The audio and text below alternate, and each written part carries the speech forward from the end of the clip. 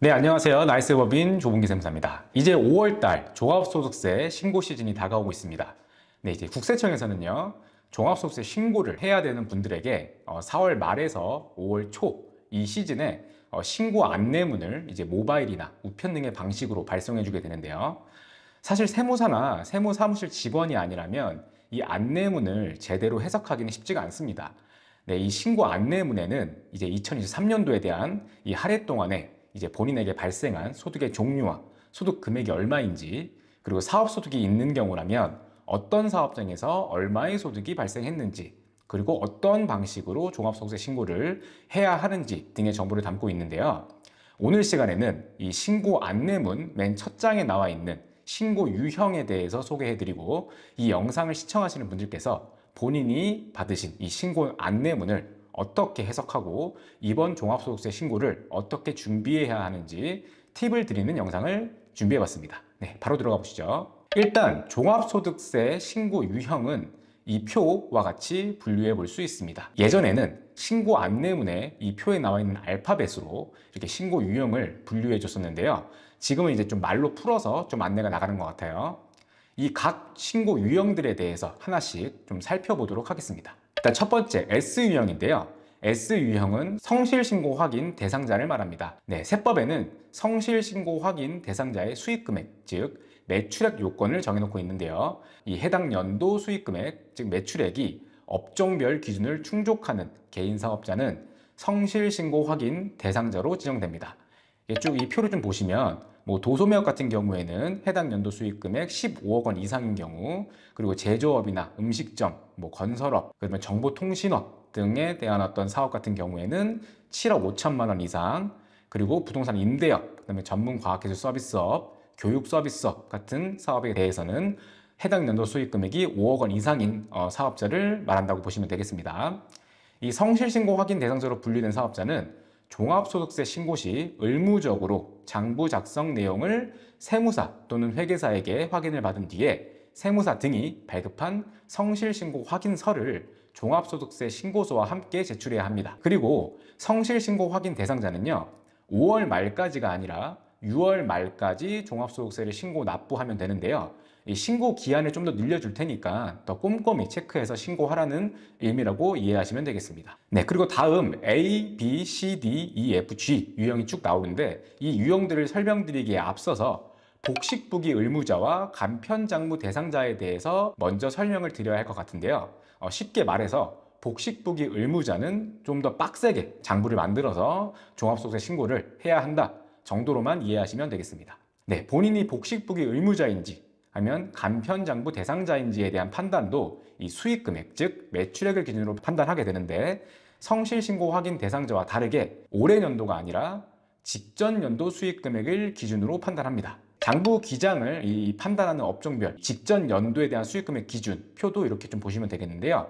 대표적으로 도소매업 같은 경우에는 3억 원 이상인 경우에 이제 복식급여 의무자로 된다, 이런 것 좀 나와 있죠. 그다음에 음식점업이나 제조업, 건설업 같은 경우에는 1.5억 원, 1억 5천만 원 이상, 그다음에 부동산 임대업이나 전문과학기술 서비스업 같은 경우에는 7,500만 원 이상인 경우에 이렇게 복식부기 의무자로 분류가 된다, 이렇게 좀 이해하시면 되겠습니다. 네, 요 내용을 토대로서 이제 각 유형들을 좀 보겠습니다. 직전 연도 수익 금액이 업종별 기준을 넘은 사업자를 복식부기 의무자라고 한다고 말씀을 드렸는데요. 이 A부터 C까지 유형이 전부 복식부기 의무자에 대한 신고 유형이라고 보시면 되고요. 그중 A 유형은요, 외부 조정 대상자라고 하는데요. 이 유형인 사업자는 반드시 세무 대리인을 통해서 장부 작성과 세금 신고를 해야 합니다. 만약 세무 대리인을 통하지 않고 사업자가 직접 신고하는 경우에는 무신고로 봐서 가산세가 부과되니까요. 이 점 유의하셔야 되고요. 그다음에 B 유형 같은 경우에는 복식부기 의무자이지만 스스로 장부 작성을 할 수 있는 사업자 유형을 말합니다. A 유형과는 달리 본인이 직접 장부를 작성해서 종합소득세 신고를 해도 가산세가 부과되지는 않겠죠. 그다음에 C 유형은 지난해 장부를 작성하지 않고 신고, 즉 추계 신고를 했던 소규모 사업자였는데 이번부터 복식부기 의무자로 지정된 사업자 유형을 말합니다. 네, B 유형과 C 유형 모두 세무 대리인의 도움을 받지 않고 사업자 본인이 직접 장부를 작성해서 세금 신고를 할 수 있지만, 이 유형에 속하신 사업자는 반드시 세무대리인의 도움을 받아서 종합소득세 신고를 하시는 것을 추천드립니다. 네, 그 다음에 DEFG 유형이 나오는데요. 이 유형은 앞서 언급한 유형보다 매출 규모가 작은 사업자들을 말한다고 보시면 되겠습니다. 소규모 사업자의 납세 협력 비용을 줄이기 위해서 복식부기 장부가 아닌 간편 장부를 기초로 세금 신고를 할 수 있도록 만들어 놓은 제도라고 보시면 되는데요. D 유형은 간편 장부 대상자 중에서도 수익 금액이 좀 높은 사업자라고 보시면 되는데요. 이 D 유형의 사업자까지는 세무 대리인의 도움을 받아서 반드시 장부를 작성하셔서 세금 신고를 하시는 것을 추천드립니다. 네, 일반적으로 D 유형까지는 장부를 작성해서 종합소득세 신고를 하는 것이 세 부담 측면에서 더 유리하다고 이해하시면 되겠습니다. 네, 그리고 E 유형과 F 유형은 간편 장부 대상자이지만 장부를 작성하지 않고 세법에서 정하는 경비율을 그대로 적용해서 신고하는 일명 추계 신고를 하는 것이 더 유리할 수도 있는 유형에 해당합니다. 네, 이 유형에 해당하시는 사장님께서는 현재 기장을 맡기는 사무실이 있다라고 하시면은 장부 작성해서 신고하는 게 더 유리한지 아니면 추계 신고가 더 유리한지 여쭤보시고 더 유리한 방식으로 종합소득세 신고를 하시면 되겠습니다. 그리고 G 유형은 추계 신고를 하더라도 납부할 세금이 없는 사업자에 해당하기 때문에 홈택스를 통해서 간편하게 소득세 신고를 하시면 되겠습니다. 참고로 이 간편장부 대상자가 복식부기 장부를 작성해서 종합소득세 신고를 하는 경우에는 최대 100만 원까지 기장세액공제를 받을 수 있고요. 그리고 간편장부 대상자라 하더라도 추계 신고 시에는 무기장 가산세가 부과될 수 있기 때문에 이 부분도 세무대리인에게 반드시 체크하시기 바랍니다. 네, 그 다음 유형 I 유형입니다. 이 유형으로 안내가 나오신 분들은 좀 더 조심할 필요가 있습니다.